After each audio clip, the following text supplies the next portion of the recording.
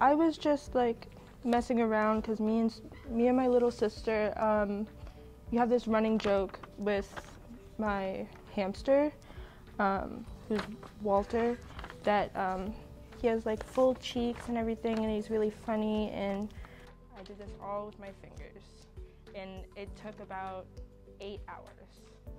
I often draw my dog and other people's animals. I've done a couple times. I draw my hamster a lot. He just inspires me to draw, I guess. I would like to get back into painting. I haven't been painting a lot, but for now I only really do graphite on paper. I usually do realism or like some funny twist on realism with goofy expressions sometimes. But yeah, I love realism, and I don't think I would do any other type of art style really.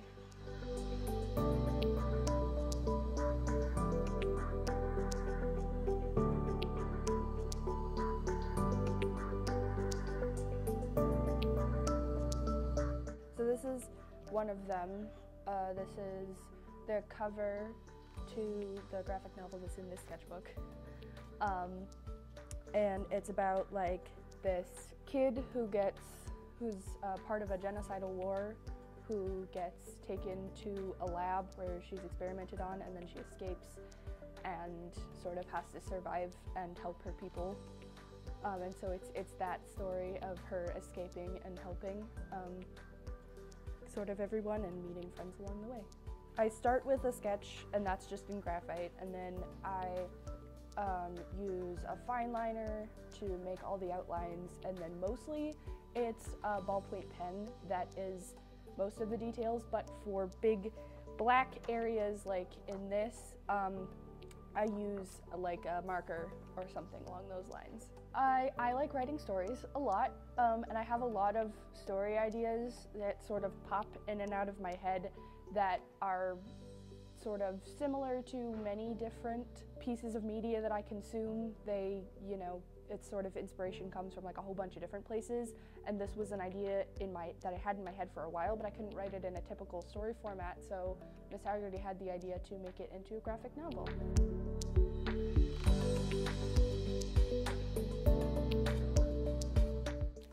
This is a collage piece, basically about sexual assault. It was an assignment, I guess, for like a complaint that we had, and my complaint was basically like about people who victim blame. I tried showing, I guess, like common feelings with sexual assault survivors, and then I have the words "who would ask for this," sort of off the common like, oh, she was asking for it, that kind of saying. I basically just went through magazines and cut out everything, and then I just used like glue to put it all together. Like it wasn't exactly my vision, and I guess like a part of it is like scary having it out there, but I feel like it could also be like empowering just having my art out there, and if there are people who relate with it, I would be kind of glad that there would be people who could, I guess, resonate with my art.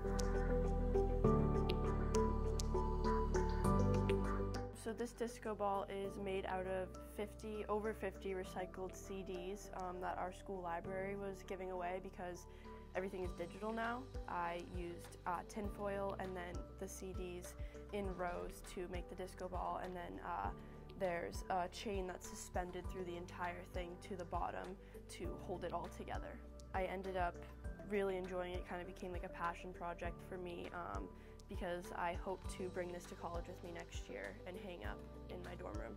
This has really opened up for me the idea of recycled art and taking things that otherwise would have been thrown away, so I hope to explore that more in the future.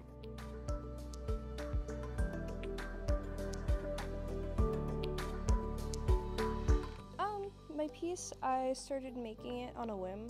Miss Haggerty wasn't actually in school at the time, so I wanted to try out some soft pastels. This is actually my first piece I've ever actually done with it.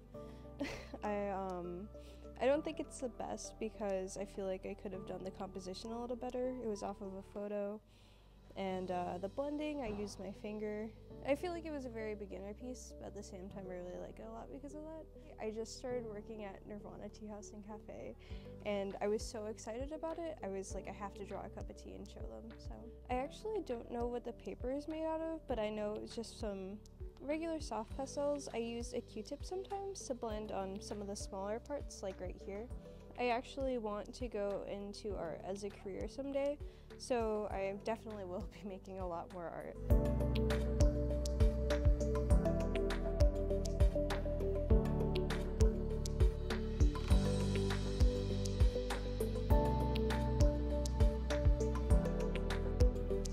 I use acrylic paints to kind of make this like disco ball type work of art.